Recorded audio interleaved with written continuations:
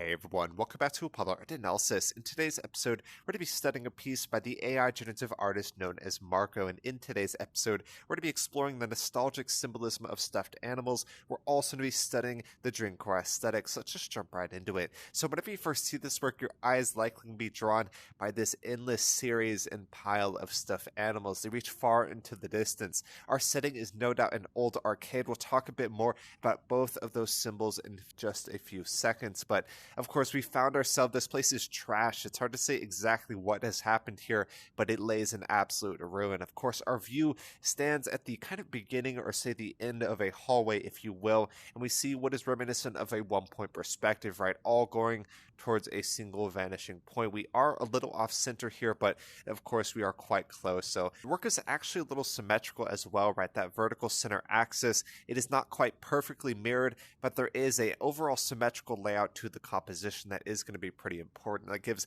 a little bit of balance compared to the sheer chaos within the work at hand. And of course, you see our placement here, it is pretty important. There is also a sense of visual rhythm here, right? All these different arcade machines stretching off into the distance. That does create a visual rhythm, adds a bit more energy to the composition. Of course, colors within this work as well. You have everyone from blue to yellow, you have red, orange, green, so much happening within this work. So that creates a very chaotic visual experience and certainly is a garish or chaotic composition, if you will, as well. So most of this work is going to be chaotic, it's going to be unsettling, and that is going to tie into the Dreamcore aesthetic as well. We'll talk a bit more about that here in a second, but I also wanted to mention the sense of texture here, right? You have all these different stuffed animals that will certainly feel light and fluffy, maybe even a little rough as well, and then we point to, say, the solid glass and the solid wood here. All of these textures are so convincing. The AI generative aesthetic or medium does an amazing job of capturing that. But like I said, I just wanted to ask you guys, how do y'all feel when you view this composition, or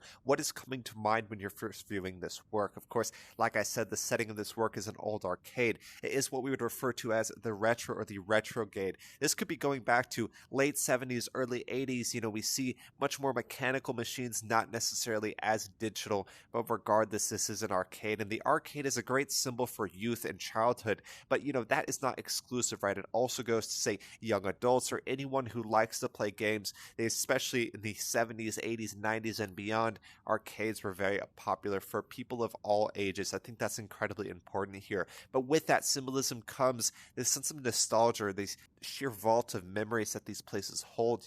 If you're someone who grew up in the time where arcades, physical in-person arcades were a lot more dominant, you're going to see this as a lot more nostalgic. Nowadays, arcades aren't as popular. They are still around, don't get me wrong, but people from the 70s, 80s, 90s, and say 2000s are likely to see the place of the physical arcade as a lot more nostalgic. And so with this, you see a place that's trash like this, a place that holds so many different memories or is nostalgic in that aspect, it's just absolutely trash, and that is not going to feel good. It's going to feel like, the place where you would see a sense of reverence with all these different memories has been disrespected and destroyed. Of course, we also got to talk about the sheer amount of stuffed animals within this composition. It is absolutely terrifying. This also will segue into the Dreamcore aesthetic, that sense of nostalgia, that sense of not wanting to grow up or longing for the past, and also a sense of the unsettling or introducing the horror there as well. I think we certainly see that within this composition. Of course, all of those point to the Dreamcore aesthetic, but they also point to the stuffed animals. We often see,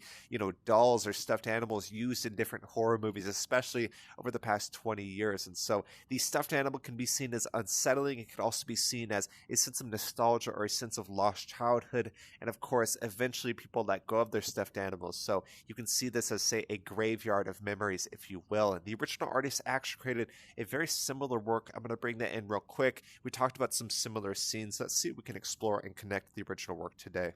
Alright, so I brought an additional work from Marco, another work that I studied a few months back. Both these works are belonging to the Dreamcore aesthetic, and you can certainly see that, right? The sheer amount of stuffed animals, they lay in absolute ruin, this graveyard of memories, if you will. The Dreamcore aesthetic often combines nostalgia, sense of childhood, with a sense of the unsettling or the sense of horror. I think we certainly see that in both of these compositions. There also is that one-point perspective, of course, going off into a single vanishing point, we certainly see that kind of reminiscent of railroad tracks, focuses our attention, but of course your eye is always going to be drawn to that symbolism of the stuffed animals. They're absolutely terrifying. We wonder what exactly is happening here, but I just want to bring in that real quick to connect it to the original work today. I think those are two great examples of the Dreamcore aesthetic.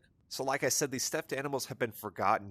Adults, when they grow up, they forget their stuffed animals. They let go of that. And I think that's incredibly important to understanding the symbolism of this work. That also brings quite a bit of nostalgia. There's no doubt about that. And of course, at the end of the day, we must have a reverence for the memories we once have and integrate the important things that we should revive and bring back into our day-to-day lives. But really hope you'll enjoy today. Like I said, this is created in the AI generative art program known as Midjourney. Midjourney is incredibly popular. Everyone from amateurs to professionals are using Midjourney to create their work. So if you want to get involved in the AI generative world, create some of the works your own, Midjourney is going to be an incredible place to start. But yeah, like I said, that's all I really have for today. I really hope y'all enjoyed. Talked about so many different things from this one point perspective. We talked about the sense of texture, the sense of chaos, sheer amount of colors within this work. We talked about the nostalgia of arcades, the nostalgia of these stuffed animals, even the lost or this graveyard of stuffed animals as people move on and become adults to kind of let go of their old toys. So there's a lot you could bring up about this work, and it's absolutely stunning.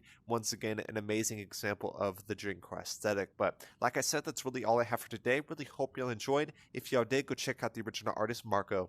My name's Apollo. This was Apollo Art Analysis, and I'll see y'all on the next episode.